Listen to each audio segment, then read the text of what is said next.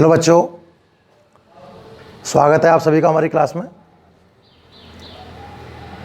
तो बच्चों, chapter number 9 हम थ्योरेटिकल दृष्टि से कल समाप्त कर चुके हैं, ठीक है ना।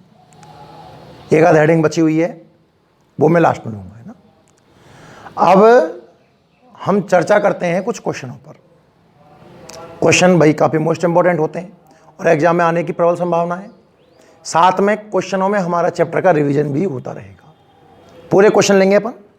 तो आप बुक में जो आपका आंकिक प्रश्न नंबर 1 है, यहाँ से मैं स्टार्ट कर रहा हूँ, देखिएगा। तो आंकिक प्रश्न नंबर 1 आप पढ़ें कि एक दीवार में जो कि चुंबकीय याम्योत्तर के समांतर है। बच्चों, दीवार चुंबकीय याम्योत्तर के समांतर है। एक खिड़की लगी हुई है जिसका फ्रेम है 120 सेंटीमीटर इंटू 50 सेंटीमीटर। मतलब आपको जो एरिया दिया हुआ है वो है 120 सेंटीमीटर इंटू 50 सेंटीमीटर। पर बच्चों, हम तो मीटर MKS पद्धति में लिखना पसंद करेंगे। तो क्या मैं इसको गुणा करूं 12 पंजे 60, 6000 सेंटीमीटर स्क्वायर लिख दूं क्या? और सेंटीमीटर स्क्वायर को मीटर स्क्वायर में चेंज करना आपको आना चाहिए। 10 की घात -4। भाई सेंटीमीटर को मीटर में बदलना है, 10 की घात -2, पर स्क्वायर है तो -2 -4, 3 जीरो कट जाएंगे। तो इसको मैं 6 गुणा 10 की घात -1 मीटर स्क्वायर लिख सकता हूं। उम्मीद है इसमें कोई रॉकेट साइंस नहीं है। भाई आपको साइज इतने बाई इतने एरिया दिया हुआ है सेंटीमीटर स्क्वायर में, मैंने इसको मीटर स्क्वायर में चेंज कर लिया। आगे बढ़िए। क्वेश्चन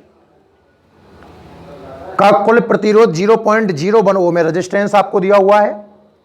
खिड़की को 90 डिग्री से खोलने पर फ्रेम में प्रवाहित आवेश का मान ज्ञात करो। ध्यान से देखिएगा, रेजिस्टेंस आपको दिया हुआ है 0.01 ओम।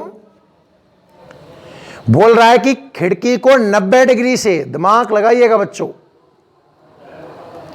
पहले खिड़की यानी कि सतह 90 डिग्री का कोण बना रही थी। 90 डिग्री से समांतर लेके आना है। चुंबक क्षेत्र में उसके समांतर बोला गया है ना, तो 0 डिग्री पर लेके आना। 90 डिग्री से 0 डिग्री तल कुंडली के तल का कोण दिया हुआ है। आपको आवेश पर चर्चा करनी है। ध्यान से देखना, क्यू आपको निकालना है। बच्चों, एक प्रेरित आवेश नाम की टर्म आई थी, आपको याद हो, मैं स्टार्टिंग से समझा दूं, ध्यान से देखना। देखो, विद्युत वाहक बल में तो हमारे फैराडे साहब कह गए थे हमसे कि साहब E बराबर होता है -N d∅/dt। धारा की हम बात करते हैं तो E/R, इसमें R से हम डिवाइड कर देते हैं। समझ में आया? एक सूत्र तो मैंने आपको ये याद करवाया था, ये तो आपको याद है ही है। मैंने कहा करंट का बिल्कुल मत रटना, R से डिवाइड कर लेना। और आवेश के लिए हम I को dq/dt, परिमाण की बात करें तो चिन्ह बैठा दो बड़ी से, dq/dt पुट कर सकते हैं चिन्ह सहित। चलो तो -N/R d∅/dt, dt से dt कैंसिल हो गया था। कुल आवेश निकालना है तो इंटीग्रेशन कर दो साहब। dq का तो कितना आ जाएगा, q -N/R बाहर, और d∅ लिमिट ∅1 से ∅2 तक। तो q बराबर -N/R, d∅ का कितना हो जाएगा, ∅1 से ∅2 तक। तो q is equal to -N/R upper limit ∅2 - ∅1। देखो साथ में आपका रिवीजन भी हो रहा है। N/R ∅1 - ∅2। ये समझ में आया कि नहीं आया? ये समझ में आया कि नहीं आया? तो मैं जो Q का सूत्र काम में लूंगा, -N/R ब्रैकेट में ∅1 - ∅2। चुंबक के फ्लक्स क्या है, ये ध्यान रखिएगा। ये कहानी समझ में आई?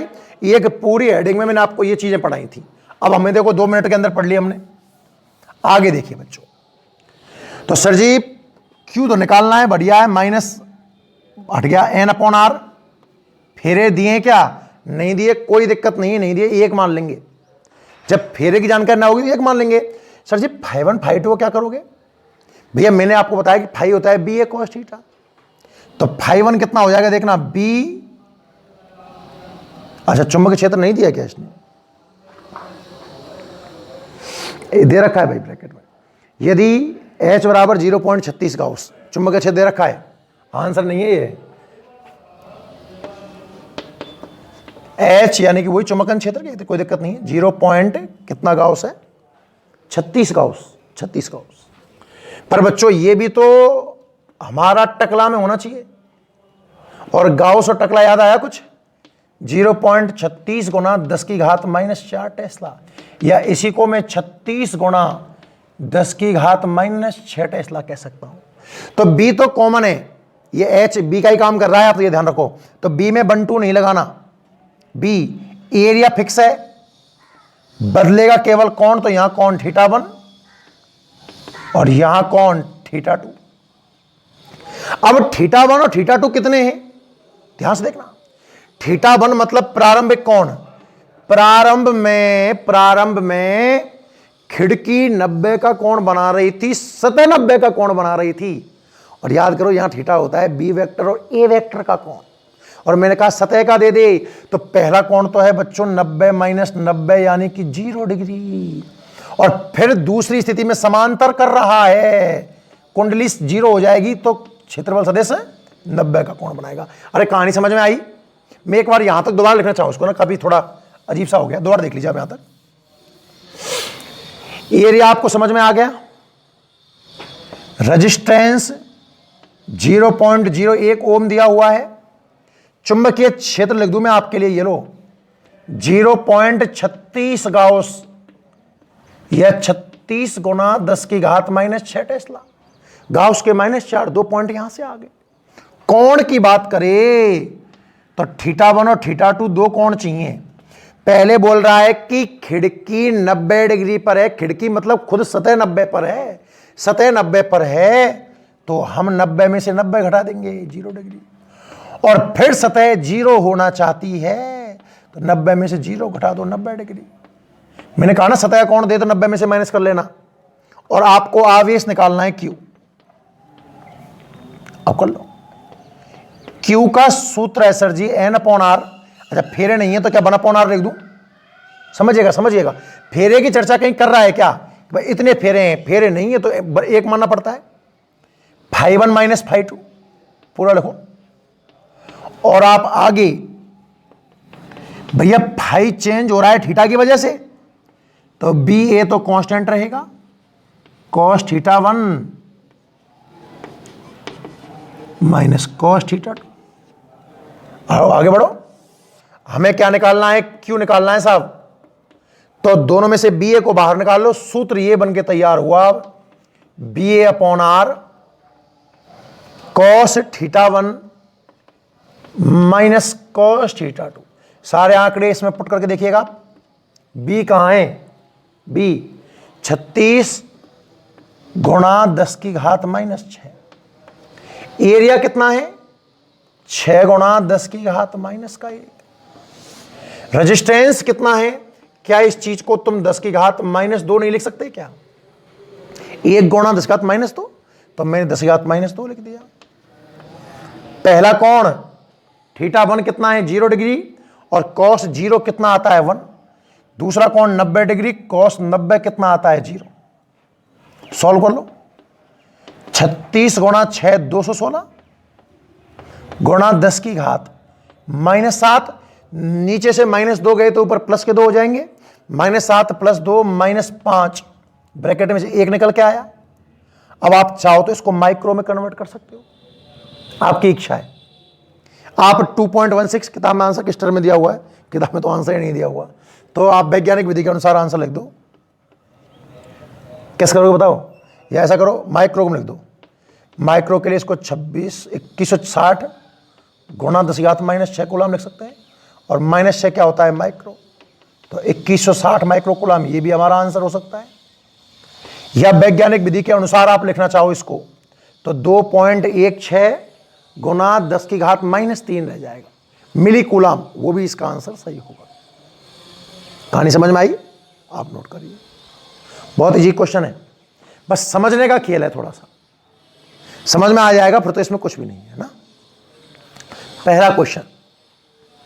दूसरा क्वेश्चन देखिएगा बच्चों, एक 50 फेरों वाली कुंडली से पारित फ्लक्स का मान, फेरे नंबर ऑफ टर्न्स 50 दे रखे हैं। साफ कर रहा हूं, स्क्रीनशॉट ले लिया करो आप इनका, है ना। समझें, मेन फोकस समझने पर होना चाहिए। स्क्रीनशॉट लेके फिर एक साथ नोट्स लिख लिया करो। ऐसा क्या करो, मैं बताऊंगा आपको।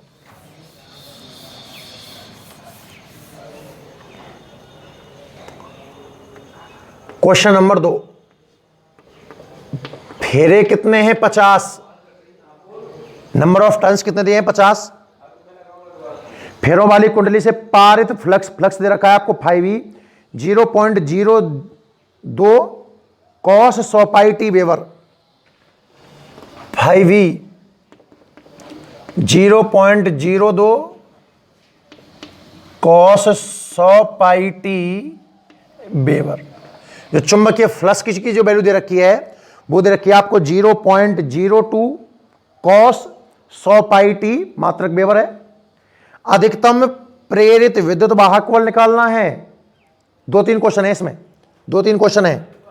जो क्वेश्चन नंबर ए है आपका पहला, उसमें तो आपको ई मैक्स समझ जाएंगे ना आप। ई मैक्स का मतलब, ई का मतलब प्रेरित विद्युत वाहक बल, मैक्स का मतलब मैक्सिमम निकालना है।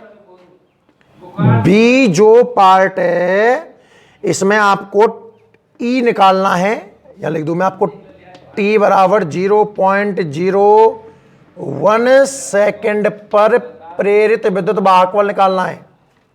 0.01 सेकेंड पर प्रेरित वाहक बल निकालना है।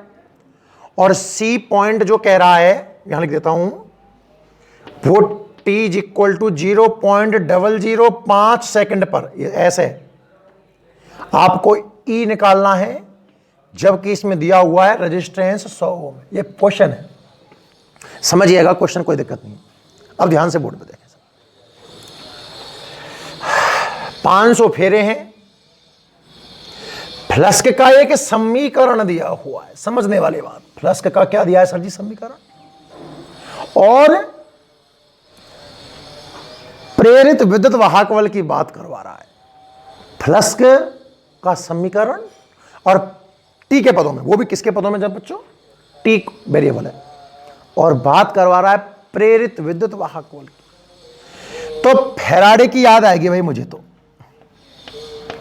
फैराडे के द्वितीय नियम से भाई विद्युत वाहक बल का परिमाण कहां से आता है? आप तो मुझे ये बता दो खाली बस। विद्युत वाहक बल क्यों पैदा हुआ, घटना कैसे बनी, ये तो फैराडे का पहला नियम बताएगा। विद्युत वाहक बल कितना बना, ये दूसरा नियम बताएगा। और लेंज हर अवस्था का विरोध, पास आए तो पास मत आओ और दूर जाए तो दूर मत जाओ, लेंज का नियम याद आया होगा आपको, है ना। हमें परिमाण की चर्चा करनी है, फैराडे का साहब द्वितीय नियम लगाया। और फैराडे साहब ने परिमाण में क्या कह रखा है? परिमाण की चर्चा है, केवल दिशा वैसा नहीं चाहिए। तो आप मापांक लगा सकते हो, तो माइनस को खा जाए एक तो, और N D 5e upon D T. उम्मीद है ये तो हर बच्चे को मुंह जबानी याद हो गया होगा। और बच्चों देखो, इतना लेवल से पढ़ाया जा रहा है आपको, अगर एग्जाम में क्वेश्चन यही आता है कि फैराडे का द्वितीय नियम लिखो, बताओ आपके लिए क्या है उसके अंदर। हमने तो कितना चीज़ों को ऊपर जाकर देखा है, इसके हमारे सामने ये फैराडे का द्वितीय नियम वगैरह बहुत ईजी लगना चाहिए आप लोगों को, है ना। चलिए सर, तो बाद में बात करूंगा, पहले इसको सॉल्व करके देखो भाई। ई बराबर एन कितने हैं? नंबर ऑफ टर्न्स 50 है sir ji. D upon D T, 5v क्या है? 0.02 cos 100 पाई टी। समझ में आ रहा है नहीं आ रहा है? ढंग से देखते जाओ भैया। फ्लक्स के दिया हुआ था, प्रेरित विद्युत वाहक बल, 3 क्वेश्चन दिख रहा है मुझे निकालना है। तो पहले प्रेरित विद्युत वाहक बल तक तो पहुंचूं, तो फ्लक्स से प्रेरित विद्युत वाहक बल तक मुझे पहुंचाया फैराडे के दूसरे नियम ने। आगे बढ़िए, तो E इज इक्वल टू 50, और इस भाई साहब को बाहर ले लो, 0.02 D upon D T cos 100 pi T. इसका मतलब ये हुआ मापांक ई इज इक्वल टू, ध्यान से देखिए, 50 का 2 से गुणा किया कितना आया 100, 2 अंकों के बाद पॉइंट लगाया ये 1 हो गया। इस पूरी संख्या को गुणा करूंगा तो ये 1 आएगा, करके देख लो।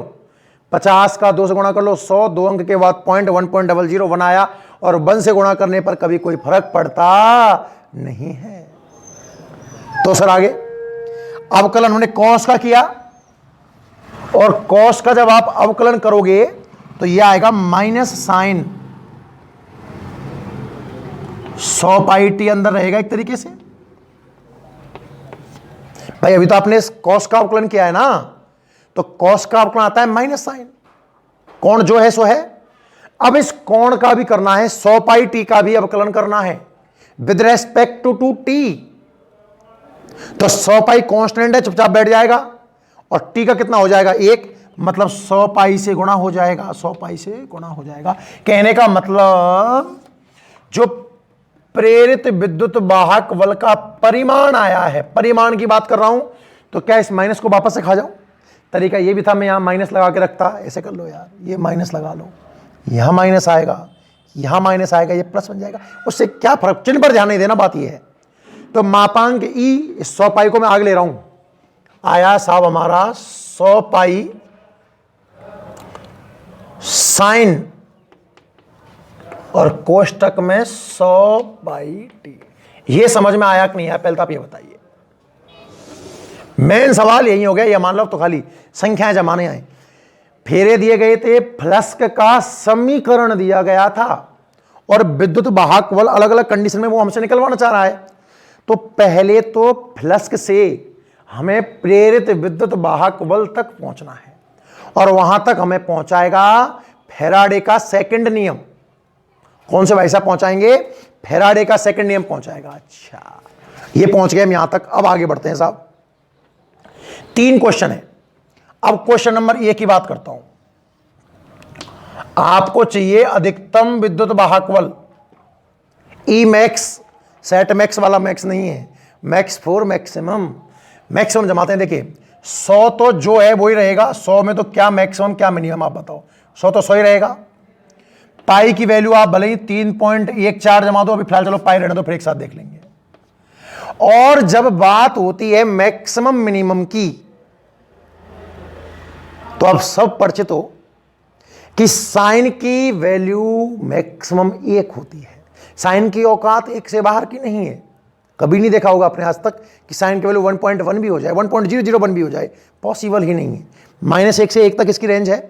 तो इस पूरे, देखो ये अलग अलग नहीं है, आपको सर ऐसा करो, साइन की जगह आप 1 जमा दो, इसको ऐसे रख दो। भाई नालायक, साइन और थीटा अलग अलग थोड़ी है, एक ही टर्म है। तो यहां से लेकर और यहां तक की जो वैल्यू है, अधिकतम वैल्यू, वो कितनी आएगी 1। तो ई मैक्सिमम आ गया 100 पाई, और सीधा याद कर लो 100 पाई 314 होता है। ये बहुत काम देगा आगे आपको, देखना।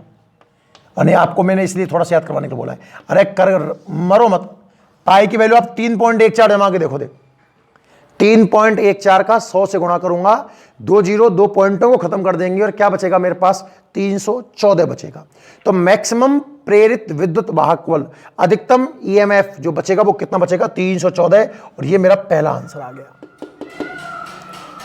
कहानी समझ में आई ना? प्लस का समीकरण दे रखा था, फैराडे का दूसरा नियम यूज किया, और मैं मैक्सिमम विद्युत वाहक बल तक आ गया। सेकंड देखिएगा, सेकंड देखिएगा, आपको ईएमएफ चाहिए इस समय के लिए, टी की वैल्यू 0.0115, मत समझ जाना, घुमा दिया है मैंने, सेकंड है ये, है ना? तो भैया सर ईएमएफ तो हमारा ये है, और इसमें आप टी की वैल्यू जो आपको चाहिए आप पुट कर दो, जो आपको चाहिए आप पुट कर दो, कर दे भैया। 100 पाई की जगह तो मैं सीधा ही चाहूं तो 314 पुट कर सकता हूं, 100 पाई 314। साइन, अब देखियो ध्यान से, 100 पाई, एक सेकेंड, ठीक है, 100 पाई को अंदर वाले को तो 100 पाई रहने दे, इसमें गुणा करना है, टी कितना है 0.01 से, आप देखना ध्यान से, बच्चों ये 2 जीरो, ये 2 पॉइंटों खा जाएंगे, ध्यान से देखना। अंदर अंदर 100 है, उधर 0.01 है, तो 2 जीरो 2 पॉइंटों को खा जाएंगी। क्या बचेगा अंदर सर जी? पाई बचेगा। पाई 314 साइन पाई। और आपकी जानकारी के लिए बता दूं कि साइन के अंदर मैंने आपको 11th क्लास में पढ़ाया था, पूर्णांक पाई तो 0 होता है। साइन पाई, साइन 2 पाई, साइन 3 पाई, साइन 555 पाई, साइन जो भी तुम्हें लगे, अच्छा लगे। सबकी वैल्यू कितनी आती है? 0। और 0 से जो टकराएगा वो चूर चूर हो जाएगा। इसका मतलब ये आया कि दूसरी कंडीशन में EMF 0 आया। कहानी समझ में आई? मैक्सिमम कितना आया? 314 वोल्ट आया। कैसे आया आपने देखा कि भाई 100 पाई अपनी जगह बैठा रहा। साइन की मैक्सिमम वैल्यू कितनी आती है? 1 जमाया 314 बन गया। फिर आपने कहा सर ST पे निकालो, हमने ST पे निकाल दिया। तीसरा क्वेश्चन मुझे कुछ रॉन्ग सा लग रहा है, प्रेरित धारा, वही सोच रहा था मैं। तीसरे क्वेश्चन में क्योंकि रेजिस्टेंस दिया है तो धारा पूछेगा ना। तीसरे क्वेश्चन में आपको E नहीं चाहिए, I चाहिए। अरे रेजिस्टेंस दे रखा है तो सीधी सी बात है करंट पूछ रहा होगा। तो क्वेश्चन नंबर 3 इसका बहुत ध्यान से देखना। आप I का सूत्र आप जानते हो, बहुत बार बनाया, रटना नहीं है। I का सूत्र क्या होता है? ओम्स लॉ पे पहुंच जाओ आप, तो दिमाग मत लगाओ। V is equal to IR, then we can say I is equal to V upon R। और पर्टिकुलर इस चैप्टर की, इस क्वेश्चन की बात करूं तो I का सूत्र बनेगा E upon R। E upon R, E का समीकरण आपको ये दिख रहा है, और I का समीकरण चाहिए तो आप R से डिवाइड कर दो। R से डिवाइड, E कितना है? 100 पाई साइन, कोष्टक में 100 पाई टी, और बटे रेजिस्टेंस कितना है? 100। तो इस 100 से 100 कट जाएगा, हाँ या ना? Then I is equal to, देखिएगा थोड़ा जगह कमी है, बाहर क्या बचा? पाई बचा, 100 कट गया ना। T की वैल्यू कितनी है? 0.005। ध्यान से देखना भाई, 0.005 जमा के देखना। साइन 100 पाई 0.005। ध्यान से देखिए बच्चों, अगर मैं 0.005 का 100 से गुना करूं तो 0.5 बचेगा। भैया वहां पॉइंट के बाद 3 स्थान हैं, 2 जीरो 2 स्थानों खा जाएंगे तो 0.5 तो बचेगा। और 0.5 का मतलब होता है आधा, और आधे का मतलब होता है 1/2। मेरा कहने का तात्पर्य यह हुआ, 100 का जब मैं 0.005 से गुणा करूंगा तो 1/2 आएगा, और पाई अंदर बैठा हुआ है तो ये साइन π/2 बनेगा। गुणा करना सबको आता है। और साइन π/2 की वैल्यू होती है 1। साइन 90 कितना आता है? 1। और पाई की वैल्यू कितनी होती है? 3.14। जगह नहीं है, इस जगह में लिख रहा हूं ना, ठीक है। तो जो करंट आएगा, पाई की वैल्यू 3.14, ये साइन 90 1 हो गया। गुणा करने से कोई फर्क पड़ेगा नहीं, एम्पियर ये आपका आंसर है, 3.14 एम्पियर। पहला क्वेश्चन क्या था? Maximum EMF 314 volt. दूसरा एक पर्टिकुलर समय पर EMF पूछ रहा है, 0 आया। और तीसरा आंसर आया है 3.14 एम्पियर। उम्मीद करता हूं आपको बहुत ढंग से, शानदार तरीके से क्वेश्चन समझ में आ गया होगा। खैर बोर्ड में 3 तो नहीं पूछ सकता, पर एक आध पार्ट इनमें से पूछा जा सकता है, काफी अच्छे क्वेश्चनों में से है। ठीक है, आप रफ्तार में नोट करें, स्क्रीनशॉट ले लिया करो, समय ना बिगड़े हमारा, मैक्सिमम समझो। तीसरा क्वेश्चन बच्चों पढ़िए।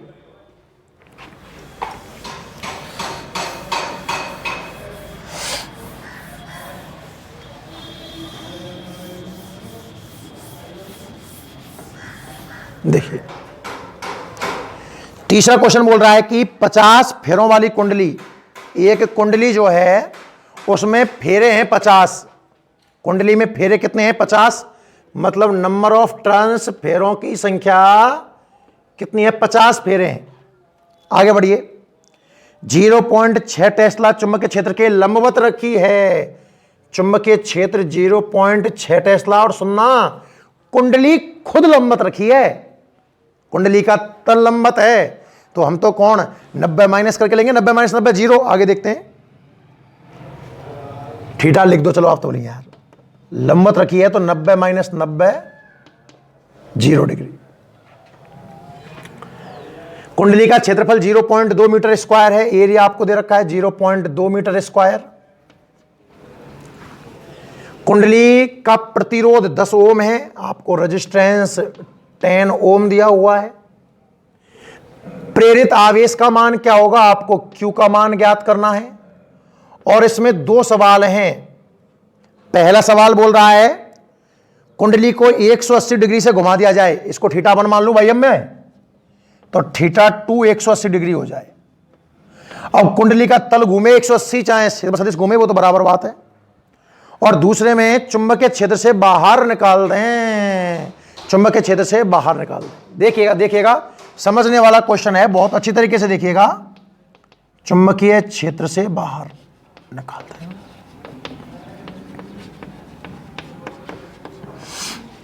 देखिएगा बच्चों, समझने का प्रयास करिए।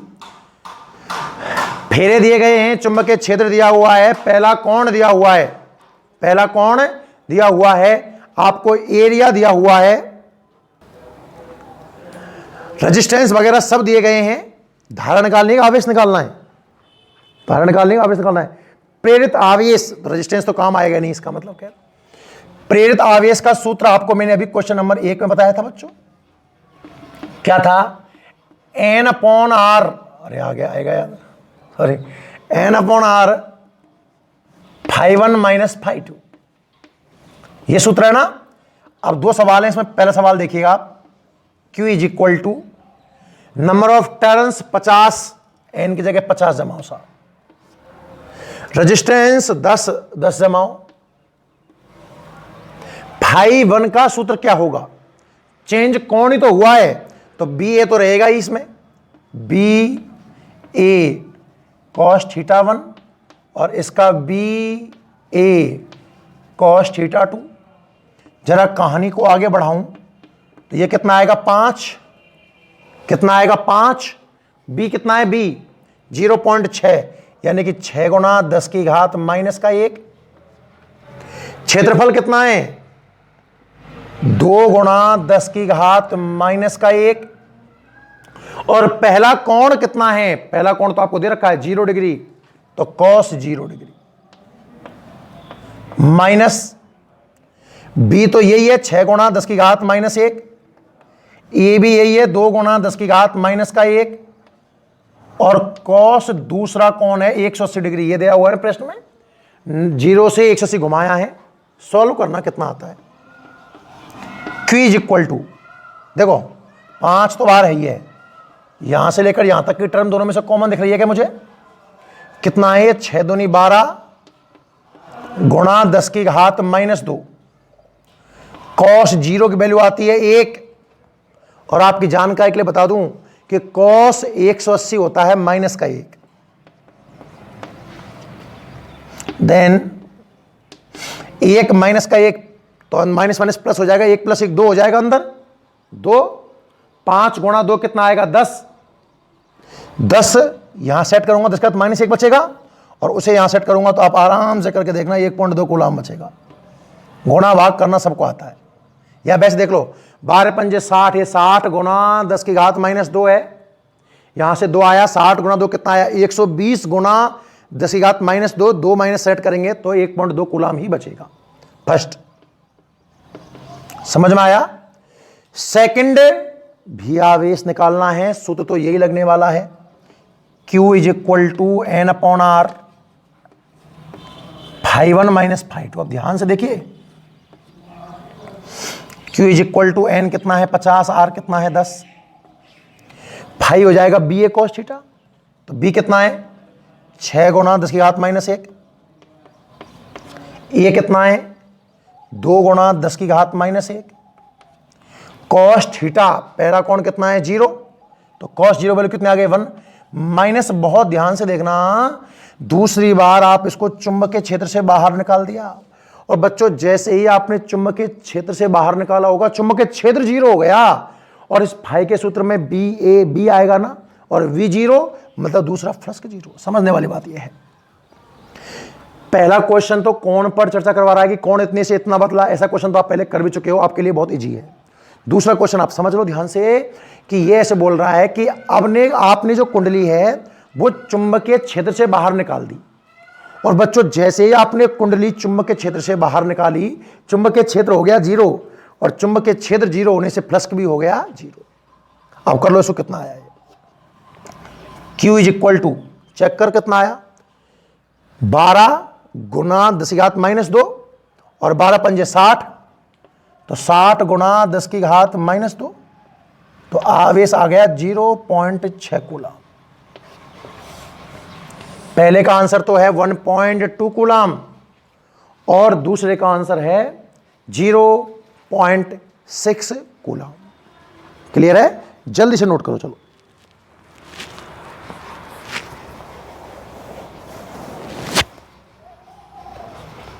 नेक्स्ट क्वेश्चन नंबर 4 थोड़ा बाद में कराते हैं ना, ये अलग है, सदिश के त्रिक गुणन पर आधारित है। क्वेश्चन नंबर 5 देखिए आप, तो देखिएगा,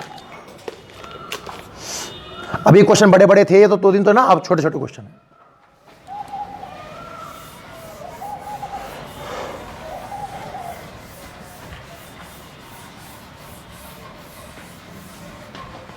नेक्स्ट देखिएगा क्वेश्चन नंबर 5,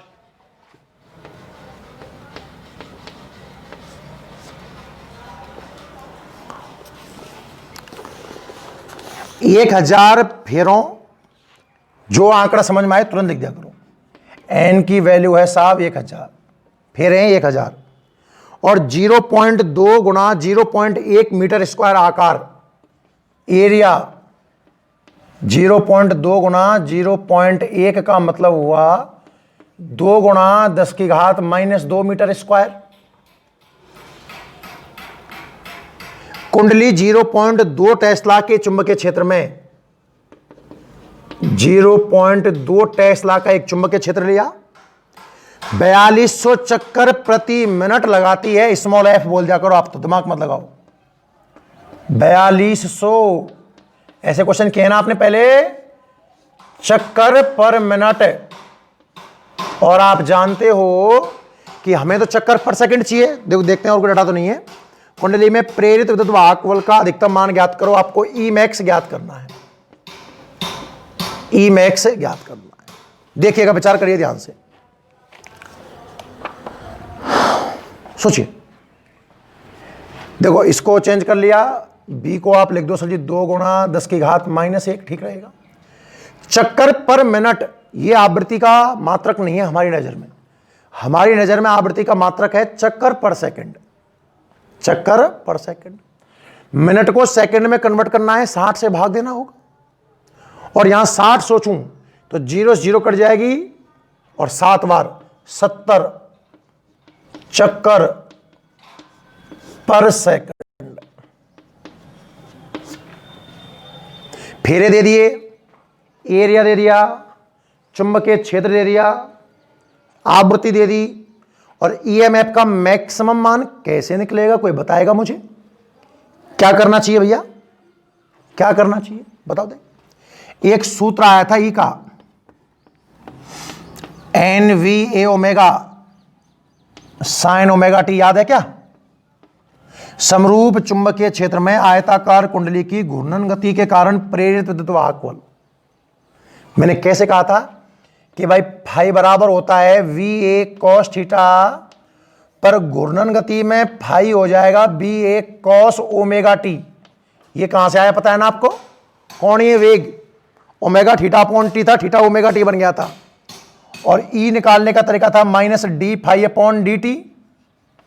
तो जब आपने वैल्यू जमाई तो -d/dt VA cos ω t, N लगा दो आप चाहो तो इसमें, इज इक्वल टू -n बाहर, b बाहर, a बाहर, cos का -sin ω t, और ओमेगा टी का ओमेगा और आया था, वही तो मैंने सूत्र लिखा है, आपको याद आ जाना चाहिए भाई। इसका एक डायग्राम भी मैंने बहुत सुंदर बनाया था, ऐसे याद आया क्या? कुंडली चुंबक क्षेत्र में घूर्णन करती थी तो बी वेक्टर और ए वेक्टर के बीच का कोण बदलता था, कोण बदलने से चुंबक के फ्लक्स बदलता था, जिससे प्रेरित विद्युत वाहक बल उत्पन्न हुआ करता था। याद आ जानी चाहिए भाई आपको एक बार में ना। चलो छोड़ो, रिवीजन था अपना। इधर देखिए, प्रेरित विद्युत वाहक बल का सूत्र है NBA sin ω t, याद हो जाए तो रट लेना। बच्चों आपको ई मैक्सिमम चाहिए, ई नहीं चाहिए, ई मैक्सिमम। तो भैया एन बी ए ओमेगा तो जो हैं सो हैं। बात करें मैक्सिमम में तो आप समझ गए होंगे मैं क्या करने वाला हूं। साइन की मैक्सिमम वैल्यू कितनी होती है? 1। साइन का मान 1 से ऊपर कभी जाएगा ही नहीं। 1 जमाते ही मैक्सिमम का सूत्र आ गया ये। इसको लेके मैं इधर आया, इधर आ जा भाई। अब बोल क्या चाहिए तुझे? इसने कहा साहब फेरे चाहिए हैं 1000, बी चाहिए बिल्कुल है 0.2 टकला, ए चाहिए बिल्कुल है 2 गुना 10⁻², ओमेगा चाहिए, ओमेगा नहीं है पर फ्रीक्वेंसी है, ओमेगा नहीं है पर फ्रीक्वेंसी है।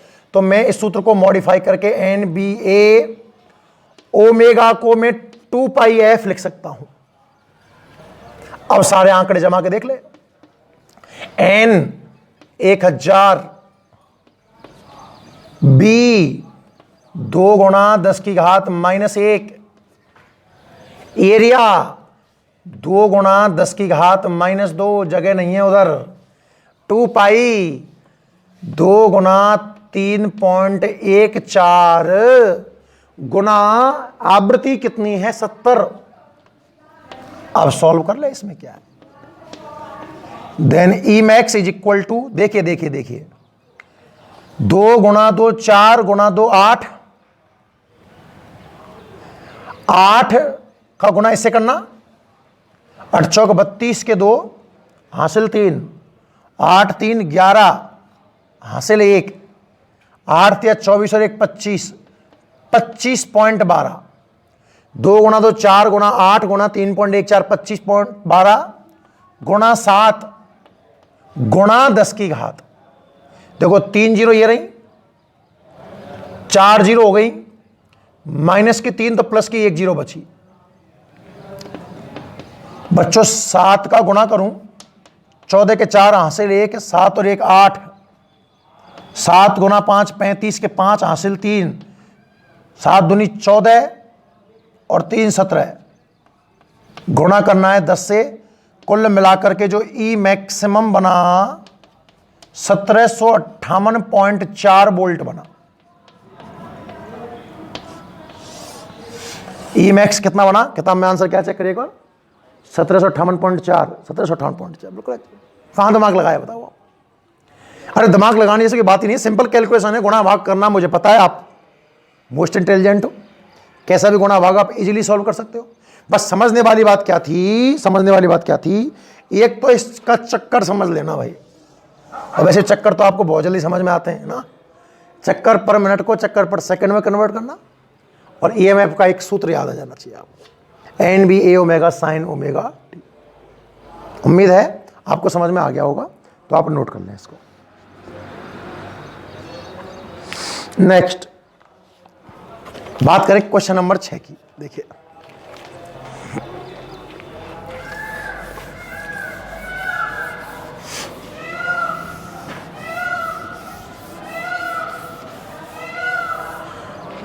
क्वेश्चन नंबर 6,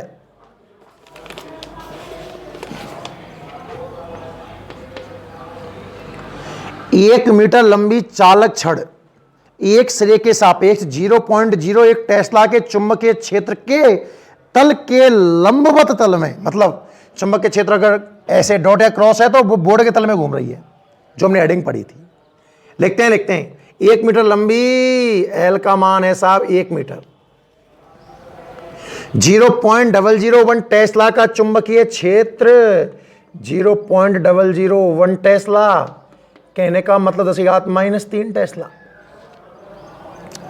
50 चक्कर पर सेकंड के कोणीय वेग से घूम रही है। आवृत्ति लिखा करो आप तो, 50 चक्कर पर सेकंड। अब की बार चेंज करने की जरूरत नहीं है, घूम रही है, बहुत बढ़िया, बहुत मजा आ रहा है इसको घूमते घूमते, है ना। छड़ के सिरों के मध्य प्रेरित विद्युत वाहक बल कितना हो? छड़ के सिरों में याद करो, छड़ की घूर्णन गति, 2 सूत्र आए थे, BAF या फिर हाफ, देखो सॉरी EMF निकालना है ना, तो कौन सा लगाऊं? BAF लगा दे, कोई दिक्कत नहीं, BAF लगा सकता हूं मैं, या half B omega L square आया था, है ना। E इज इक्वल टू देखो v ए को मैं चाहूं तो पाई एल स्क्वायर जमा दूं, ओमेगा 2 पाई एफ है तो एफ को ओमेगा अपॉन 2 पाई जमा दूं, पाई पाई को खा गया तो एक सूत्र ये भी तो आया था half V omega L square. इससे सवाल इजी पड़ेगा आपको। सारे आंकड़े जमा दो, कितना आएगा 1/2 एक कांस्टेंट संख्या है। चुंबकीय क्षेत्र 10⁻³ ओमेगा नहीं है तो 2 पाई एफ जमाना ही पड़ेगा। अब देखो ऐसा करो तो किसी से कर लो यार, छोड़ो रखो, पहले से ही बढ़िया है, क्योंकि इसमें तो कहीं ना कहीं कुछ ना कुछ जमाना ही पड़ेगा, दिए ठीक पड़ेगा, रहने तो इससे कर देंगे। बी ए एफ बी है 10⁻³ एरिया को जमा दो आप पाई एल स्क्वायर,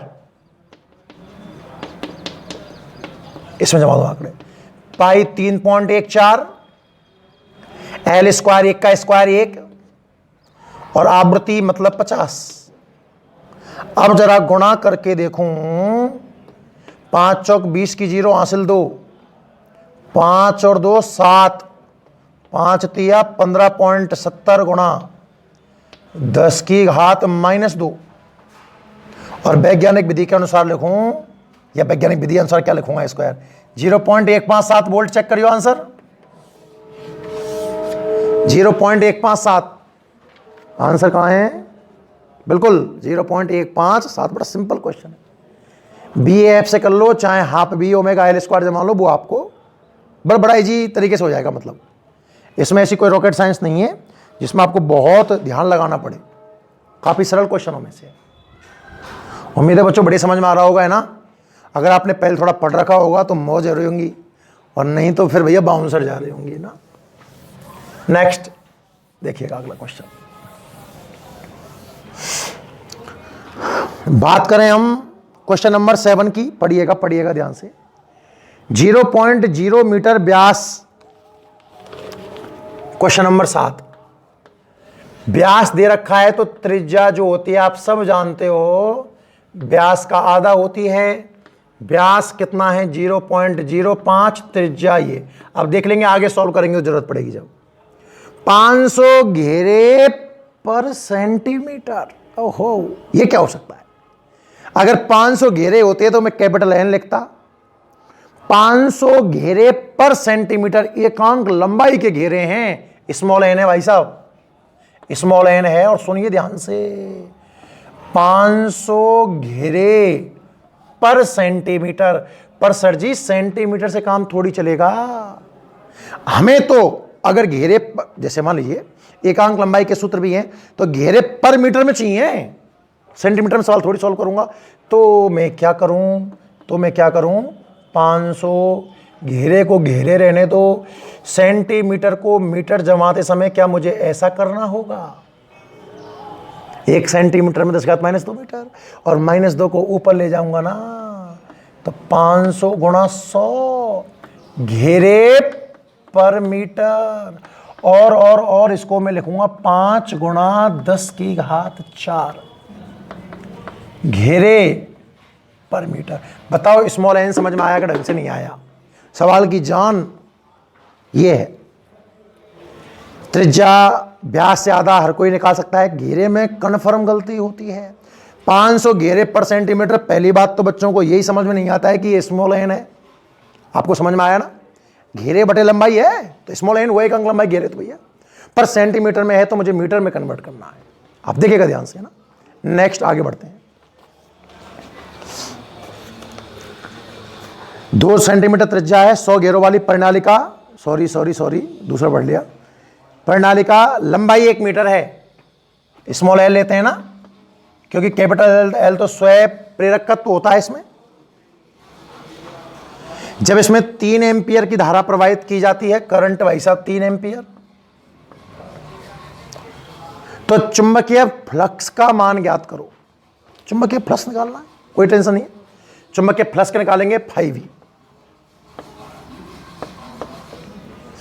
कैसे? फाई का सूत्र देखो, कुल फ्लक्स निकालना है, फेरे दिए हुए एक तरीके से, फेरे दिए हुए हैं। तो ऐसा करो, सुनो आप यहां से,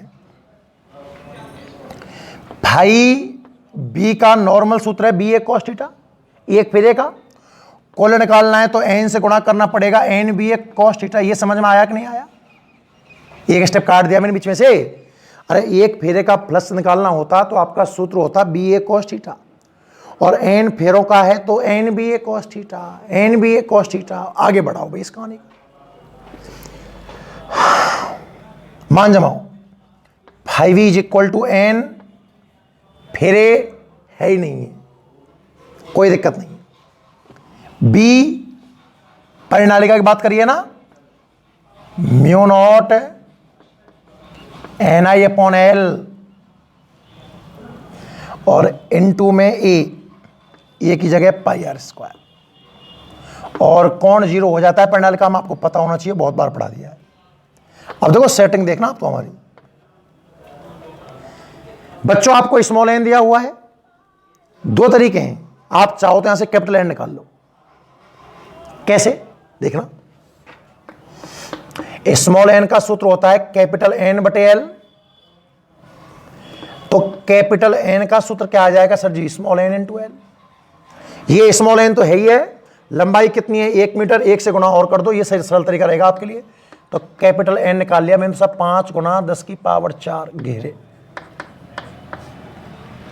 भैया स्मॉल एन का सूत्र क्या होता है? कैपिटल एन बटे एल, तो कैपिटल एन निकाल लिया ना स्मॉल एन इंटू एल से। स्मॉल एन आपने निकाल लिए थे, एल से गुणा कर लिया, सारे मान जमाना। इसमें देख क्या आता है, N 5v is equal to, जमा दो, सॉल्व कर लेंगे, नो टेंशन। 5 गुणा 10 की घात कितना 4, म्यू नॉट 4 पाई 3.14 गुणा 10 की घात -7, कांस्टेंट है ना ये।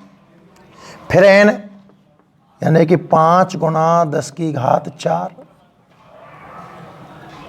फिर आई यानी कि 3, लंबाई नीचे 1, भाग देने से कोई फर्क पड़ेगा नहीं, फिर पाई 3.14, और त्रिज्या इसका स्क्वायर बच्चों, ऊपर 5 गुणा 10 की घात -2 दिख रहा है, स्क्वायर करूंगा तो 25 गुणा 10 की घात -4, और नीचे 2 का स्क्वायर 4। हाँ या ना? देखिए बहुत कठिन नहीं है, देखो देखो 4 ने 4 को बहुत ढंग से मारा भाई, है ना? अब देखिएगा 5 गुणा 5 25 गुणा 25 625 गुणा 3 1875, 600 का ट्रिपल 1825 का 75। यहां तक कहानी समझ में आई? 5v इज इक्वल टू 1875, समझ में आया क्या? 5 गुणा 5 25 गुणा 25 625 गुणा 3 1875। देखिएगा देखिएगा 3.14 गुणा 3.14 होता है 9.86, पता होना चाहिए आपको, लगभग 10 पाई स्क्वायर। आप गुणा करके देखना आराम से, एग्जैक्ट 9.86 आएगा। मैं 10 मान रहा हूं इसको, 10 मत 10 घात 1 आ गई, +4 घात से -4 घात कट गई, हाँ या ना? अब आगे देखो, 10 घात 1 मेरे पास आ चुकी है इनसे, और -7 ये रही, तो 10 की घात -1 यहां से आ गई, 4 ये रही, 5 और -7 10 की घात -3, और -3 अगर मैं यहां सेट कर दूं, यहां देख लीजिए, तो 5 कितना आएगा? 1.875 वेबर। It's your answer. देखने में कैलकुलेशन ऐसी लग रही थी, पता नहीं मार डालेगी क्या, है ना? पर हम भी तो थोड़ा टेक्निक यूज करेंगे, इससे आपकी कैलकुलेशन को बहुत इजी बना दिया जाएगा। क्लियर है एकदम बिल्कुल, ना? नोट कर लो। ये था क्वेश्चन नंबर 7। नेक्स्ट मैं बात करूं क्वेश्चन नंबर 8 की। देखिएगा, समझ में आ गया होगा शायद, है ना? और देख लेना एक बार आराम से, अच्छा क्लियर हो जाएगा। बात करें हम क्वेश्चन नंबर 8 की। देखिएगा बच्चों,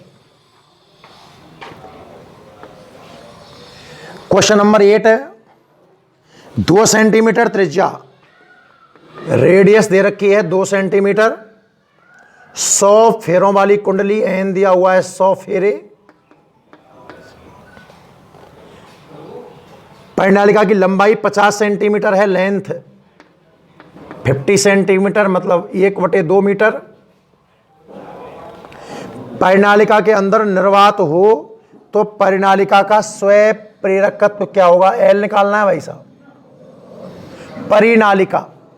परिनालिका का एल निकालना है, और परिनालिका का एल निकालने का जो सूत्र है, परिनालिका का एल होता है μ0 n² A/L। परिनालिका का स्वयं प्रेरकत्व कितना आता है, μ0 n² A/L। तो जो एल निकलेगा वो आएगा साहब μ0 n² A/L। इसमें सारे आंकड़े आपके पास में पुट कर दो, उत्तर आ जाएगा। इसमें क्या है, आंसर शायद μ0 के पदों में ही है, μ0 रहने दो, n² 100 गुणा 100,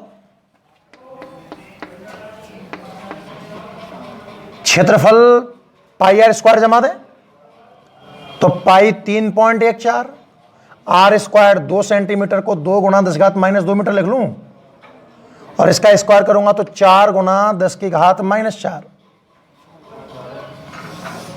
और नीचे लंबाई जो है 1/2। अब एल कितना आएगा देखना, 2 ऊपर घूमेगा कितना हो जाएगा 8, देखो ये दो कैंसिल हो गया आपस में, और 8 का 3.14 से गुणा कर लो, 8 चौक 32 के 2 हासिल 3, 8 3 11 हासिल 1, 8 3 24 और 1 25, 25.12 μ0 Henry is your answer.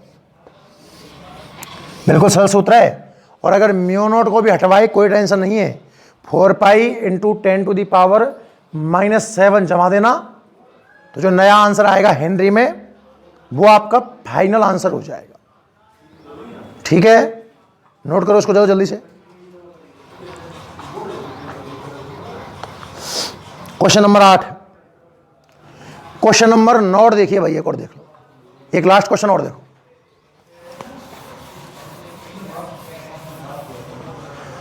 Question number 9 देखिए,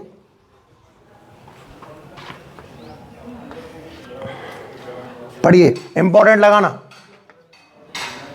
क्वेश्चन नंबर 9 सबसे ज्यादा इंपॉर्टेंट है जितना आपने पढ़ा है उसमें ना। 2 कुंडलियां लोहे के क्रोड पर लिपटी हैं, 2 कुंडलियों की बात कर रहा है, जाहिर सी बात है अन्योन्य प्रेरण की बात की जाएगी, जिसका अन्योन्य प्रेरकत्व 0.5 हेनरी है। अन्योन्य प्रेरकत्व कैपिटल एम होता है, यह है साहब 0.5 हेनरी। स्वयं प्रेरकत्व बोलता तो एल लिखता, अन्योन्य प्रेरकत्व बोला है तो कैपिटल एम लिखा है। यदि एक कुंडली में 10⁻² सेकंड में धारा, आपको टाइम दिया हुआ है इतना समय, डेल्टा टी लिख रहा हूं, क्यों पता चल जाएगा आपको, 10⁻² सेकंड, 2 से 3 एम्पियर कर दिया जाता है धारा परिवर्तन, 2 से 3 तो 3 - 2 1 एम्पियर। समय जब 10⁻² सेकंड बदलेगा तो धारा 1 एम्पियर बदलेगी। तो दूसरी कुंडली में प्रेरित विद्युत वाहक बल ज्ञात करो। विद्युत वाहक बल मतलब स्मॉल ई, और दूसरी कुंडली का मतलब 2E2 मुझे निकालना है। तो कल एक सूत्र आया था, फेरारे ने क्या रखा है मैं बता दूं कि E = -N/d⁵B/dt होता है। ये बहुत दिन पहले पढ़ाया था। और जब m की बात करूंगा तो याद करो फाई समानुपाती आई तो फाई बराबर mi, और यहां अगर मैं mi जमा दूं d/dt mi, तो n तो इसमें ही नहीं है, चर्चा में नहीं है, तो n को तो खा जाओ। क्या बचा, E बराबर -n, सॉरी m, और di/dt, ये i बन कह सकते हो आप इसको। सूत्र तैयार है, E2 = -m di/dt, then E2 = M साहब 0.5 का मतलब हुआ 1/2। डी आई धारा में परिवर्तन, डेल आई एक ही बात है 1, और समय में परिवर्तन 10 की घात -2। 10 की घात -2 ऊपर गया तो प्लस के 2 का मतलब 100 और नीचे 2। Then EMF is equal to -50 volt. तो दूसरी कुंडली में जो विद्युत वाहक बल प्रेरित होगा उसका मान कितना आएगा? -50 वोल्ट। आप चाहो तो परिमाण लिखने की दृष्टि से माइनस के चिन्ह को रिमूव भी कर सकते हो। ठीक है भाई, यहां तक है ना? तो ये आप नोट कर लीजिए। नेक्स्ट जो क्वेश्चन है चर्चा हम अगली क्लास में करेंगे। ठीक है, तो उम्मीद करता हूं कि आपको यहां तक सारे क्वेश्चन ढंग से समझ में आ गए होंगे। ठीक है ना भाई, एक बार आप इनको नोट कर लें और बाकी क्वेश्चन आप ट्राई कर लें ताकि कल इजी करा पाए उन क्वेश्चनों को। ठीक है।